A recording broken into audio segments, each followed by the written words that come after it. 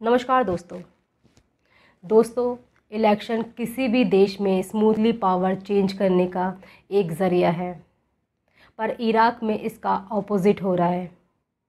वहाँ इलेक्शन के बाद से सिचुएशन और भी ज़्यादा हॉस्टाइल होती जा रही है। 10 अक्टूबर को वोटिंग हुई, जिसमें शिया कम्युनिटीज़ के लोग दो मेन ब्लॉक्स में बट गए थे। पहले ब्लॉक के लीडर मुक्तदा अल सद्र थे, जो कि शिया वर्किंग क्लास में पॉपुलर हैं। पार्लियामेंट की 329 सीट्स में से उन्हें 70 सीट्स मिली हैं, जो कि पिछले इलेक्शन के कंपैरिजन में 1/3 ज़्यादा है। दूसरे ब्लॉक की बात करें तो उसके लीडर नूरी अल मालिकी हैं, जिनको करीब मिस्टर सद्र की सीट्स के आधी सीट मिली है। पर रिज़ल्ट के कुछ ही घंटों बाद मिस्टर मालिकी ने दूसरे शिया ग्रुप के साथ मिलकर के कोएलिशन बनाया, और ये कोएलिशन ईरान से समर्थित है। इस कोएलिशन की सीट अब मिस्टर सद्र की सीट से ज़्यादा हो गई है। इसीलिए ये दोनों बड़ी पार्टीज़ ये क्लेम करती है कि इस बार की गवर्नमेंट वो ही बनाएंगी। हालांकि नई गवर्नमेंट का बनना इस बात पर निर्भर करेगा कि इराक में सुन्नी और कुर्द लोग किस पार्टी को सपोर्ट करेंगे। शुरुआती रिज़ल्ट बताते हैं कि कुर्दिस्तान डेमोक्रेटिक पार्टी को 63 में से 32 सीट्स मिली हैं, जो कि किंग मेकर का काम कर सकती है। सुन्नी वोटर्स ने अपनी कम्युनिटी के लीडर और पार्लियामेंट के स्पीकर को सपोर्ट किया है और उनकी पार्टी को 38 सीट्स दी है। इराक में इलेक्शन के बाद हमेशा से ही मेन पार्टीज़ के बीच में पोस्ट को लेकर के लड़ाई होती रहती है, खींचतान होती रहती है।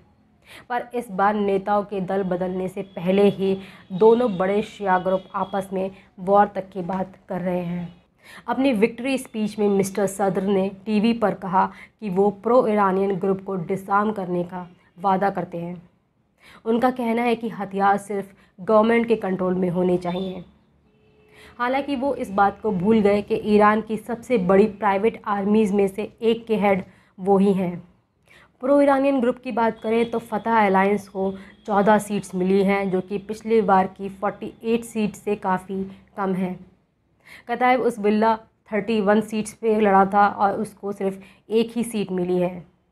इसीलिए इन ग्रुप ने रिज़ल्ट को डिनाउंस करते हुए अपनी आर्मी को इकट्ठा करने की बात कही है।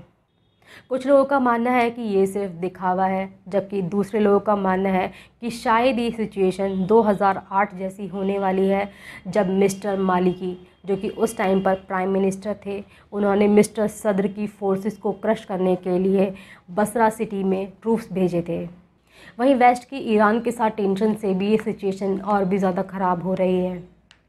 मिस्टर सद्र जो पहले अमेरिकन फोर्सेस से लड़े थे, वो अब ईरान को ज़्यादा बड़ा खतरा मानते हैं। अपनी विक्ट्री स्पीच में उन्होंने कहा कि वो हर देश की एम्बेसीज़ का वेलकम करेंगे, चाहे वो अमेरिका ही क्यों ना हो। पर अभी तक वो अमेरिकन ऑफिशियल से मिलने से इनकार ही करते आए हैं। इराक के इलेक्शन कमीशन की एक्टिविटीज़ से भी सिचुएशन ख़राब हो रही है। जैसे उसने क्लेम किया है कि बायकॉट के बाद भी 41% लोगों ने वोट किया है, जबकि कुछ लोगों का मानना है कि ये फिगर आधी भी हो सकती है। यूरोपियन यूनियन, जो कि पहली बार इराक के इलेक्शन को ऑब्ज़र्व कर रहा है, उसका भी यही मानना है कि जो वोटिंग टर्नआउट है वो 41% से काफ़ी कम हो सकता है।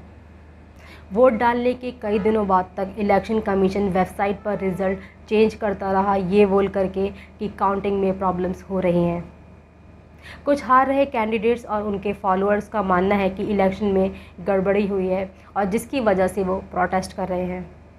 वहीं दूसरे कैंडिडेट्स की बात करें तो वो अपने आर्म्ड सपोर्टर्स को इलेक्शन कमीशन के ऑफिस के बाहर तब तक के लिए आने के लिए कह रहे हैं जब तक कि रिज़ल्ट में चेंज ना आ जाए। वहीं कुछ कैंडिडेट्स ऐसे भी हैं, जैसे फॉर्मर इंटेलिजेंस चीफ, जो कि इलेक्शन से बाहर रहे हैं, पर अब उनको लगता है कि ये आपस में लड़ने वाली पार्टीज़ कोई कैंडिडेट शायद डिसाइड ना कर पाएँ और इसकी वजह से उनको चुन सकती है। यंग इराकी इस रिज़ल्ट पर सेलिब्रेट कर रहे हैं, क्योंकि उनका मानना है कि उन्होंने इलेक्शन का बॉयकॉट इन बड़ी पार्टी के अपोजिशन में ही किया था। जब उनकी फेवरेट पार्टी इम्तिदाद और कुछ इंडिपेंडेंट कैंडिडेट्स ने 20 सीट्स जीती हैं बॉयकॉट के बाद भी, तो उनका लगता है कि अगले इलेक्शन में इन बड़ी पार्टीज़ को तो वो बाहर कर ही देंगे। ये था इस टॉपिक के बारे में। अगर ये वीडियो आपको अच्छा लगता है तो इसे लाइक करें, शेयर करें, चैनल को सब्सक्राइब करें। Thank you.